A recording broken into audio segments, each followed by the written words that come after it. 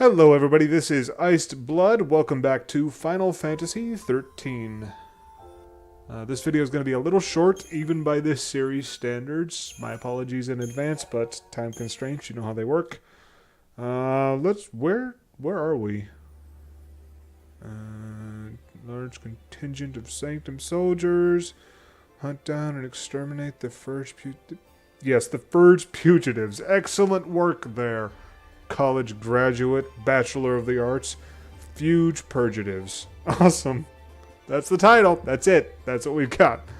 Oh, anyway, let's just move on before I ever say something that embarrassing again. Oh God. Anyway, okay. Let's see where we're at. Still in the Frozen Falls. Of course.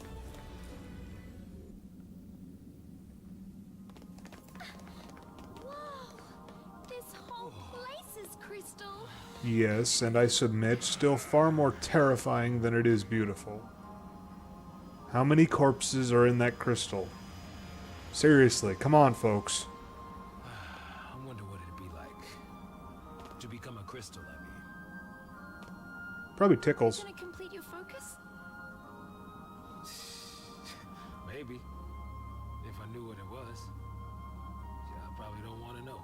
I still think Snow's got the right idea. Hey, Lightning. Did Sarah say anything to you about her focus? Nothing. You know what? She probably didn't want to worry you. Or she just didn't think she could trust me. Oh. Well, way to just spit on Vanille's attempts to cheer you up, Ice Queen. Then again, I guess since her sister just died, as far as she's concerned, she probably has no reason to be all happy-go-lucky, but I think Vanille's viewpoint, you know, her method has some merit there, you know. Look on the bright side. It's a cliche. Talk cliches again. You know, people always say that, you know, always look on the bright side, you know, negative emotions only hurt you, man. And far be it from me to parrot, you know, pseudo-spiritual psychobabble, but it makes sense, you know? I mean, it worked for Tamaki and Host Club, so it's got to work for real people, right? Never mind. Aside from random obscure anime references, or maybe not so obscure, I don't know. I'm late to the party.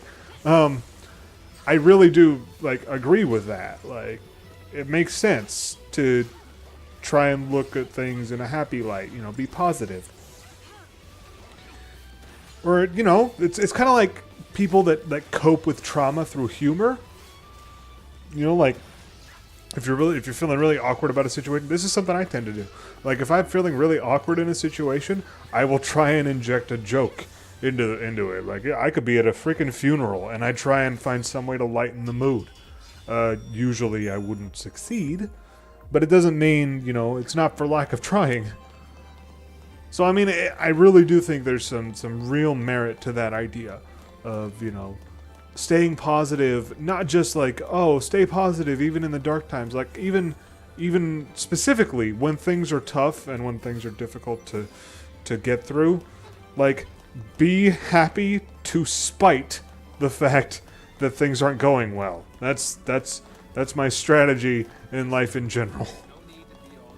Yeah, see, Saz has got it. Yeah.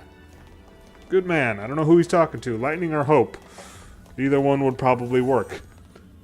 But yeah, see, Saz agrees with me, and you know Snow would, so obviously, I mean, that's a majority, right? If Saz says it, and Snow says it, and Vanille would agree with it, I'm sure. She's the one who does it. Like, yeah, that's a majority. Majority rules, because that's how opinions work. Is there anything new? No, that's all the same. I suppose I could sell that spare magician's mark, but it could be useful down the road, so I think I'll keep it. We will save, but obviously video's not quite this short, obviously. I'm not going to just stop after 4 minutes. Can you imagine how long we'd be here if each video was 4 minutes? Granted, okay, I guess 12 isn't much better, but still. Oh, hey. We managed to elude the monster, and now... Ooh, awesome. Perfect. Absolutely perfect. Preemptive. Yes. Here we go. Come on, guys. It's a golden opportunity. Come on, Saz. There it is. Yes. Yes. Take that, Bahamut. Bahamut. Listen to me. It's a behemoth. Behemoth, not Bahamut. I don't want to fight a giant dragon. So much for dramatic effect. I just yell out the wrong name. Excellent work. I'm just doing wonderfully this time. This video's like going down in the annals of my Let's Play history. Did I just do 1400 damage, or was that 2 separate attacks? Jesus. Damn right we got 5 stars. That was awesome. Alright, so... This looks more like a... Like ruins, like it's got an old school aesthetic here. We're not in like, you know... Well, I guess it's kind of sci-fi-ish still. I mean, clearly we still have these little treasure cube things. Which, can I just say, like... It'd be awesome to have one of those. That would be so cool. Is that just crystal, or is that... Ah, damn it, we almost got it too. I don't know, it's an interesting juxtaposition we've got here with all these, like, high-tech gadgets and watch drones, you know? And, like, laser guns or whatever the hell the soldiers are using. And gun blades and all that. And then, like, we're in these, like, ancient ruins. Watch, these aren't all that ancient at all. They're like, you know, 15 years old or whatever. But I like it. It's cool. Like, this is an interesting place we're in. I wonder, like, what purpose it served. Like, I don't know if, like, oh crap, Saz is down. Okay, let's use a Phoenix down.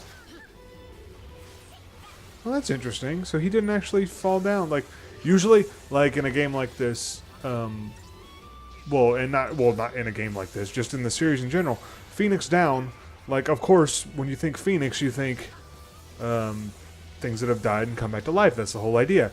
And so you get people asking, like, oh, like when a character like Eris in 7, like if she dies or somebody else does, like, why don't they just use Phoenix down? Well, it's actually to regain consciousness. You actually get knocked out when you fall. It's not dead. And I think this is one of the first times I've actually seen it where that makes sense, because clearly Saz wasn't dead there. He just kneeled down. He's out of commission. So the Phoenix down... Maybe it's like smelling salts or something, and it helped him get up. Like, that's, little detail I forgot about. I like that, though, because that didn't go well. Maybe because I died, or, you know, knocked out, whatever, you know what I mean. I think it's the first time I've noticed that. Like, that's cool, though. I like that, because it avoids some of the questions, like... You think, like, if an item like Phoenix Down exists, why do people worry about dying, like, on the battlefield? Like, clearly it'd be as easy as using one of those. Well, not so much. Because Phoenix Down is to regain consciousness. Oh, I want one of those. Just one. I don't care how much space is in those things. Like, I don't care if you could only fit, like, you know, a ring or... a freaking paperclip. Like, I don't care. I'd find a special damn paperclip and I put it in there. These guys are not very strong. Although this guy looks a little meaner.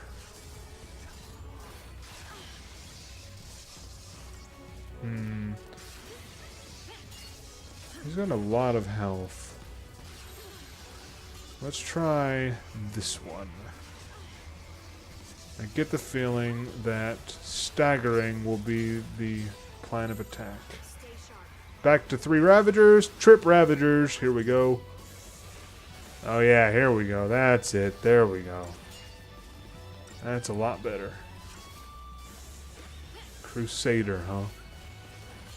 You know, that does not conjure up the greatest imagery in my head to name something like this after the Crusades. Not the finest moments in history. Really not doing yourself many favors there, Sanctum or Psycom or whatever facet of the government you are. Yeah, not so good. Not so good at all. Okay, there's another one. Excellent. Crap. I'd hope maybe, like every time I get to a new fight, I'm like, can I get preemptive? Are they gonna keep their backs to me? And then it doesn't happen. Let's take these guys out first. That's another thing. I forget if they mentioned this in the tutorial, but it's something that I remember. Whether from that source or another one, the Ravagers in your party will attack whatever the commando attacks, which is another helpful thing about having like this paradigm here, Relentless Assault. Because if there's multiple targets, you can focus fire, which is usually helpful. Now, on the same token, like say you want to spread your damage, right? Then like you'd want your characters to be all commandos, because then you would split, and like all three would attack a different target. Or if you have two commandos, then each one would hit a different target. Although now that I mention that, I wonder if two commandos and a Ravager, like which one does the Ravager hit? Maybe it's the one the leader hits. I don't know.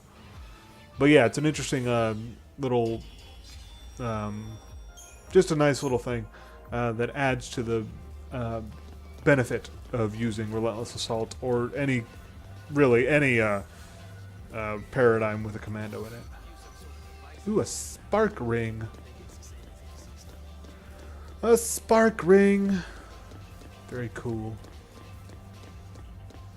Big ass staircase. People in games always run upstairs like they're no big deal.